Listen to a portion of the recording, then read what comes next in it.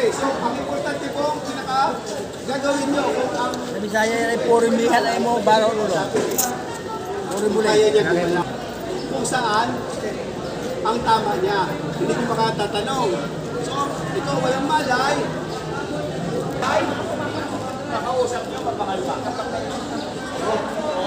Simulan dito. Meron po tayo dito. Nakalipas. Wala ko kung meron. Yan tayo pwede mag-suot na bandage.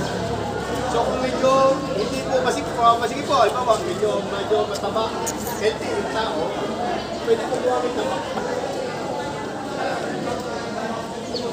hindi tayo naglalagay ng buhol sa likod. Ay secure, i-touch pinipin nyo lang. Ito po yung sunod-sunod na gagawin nyo. Kaya po, dapat maiwasan po sa kamag-anak na pinagilid natin. Sabi ko nga po sa inyo, hindi pwedeng magalaw yung ulo ng bukod sa katawan. Kaya po ito may bilang. So, isa pa po paalala, lahat po tayo ay nakaluhod ha. Alam po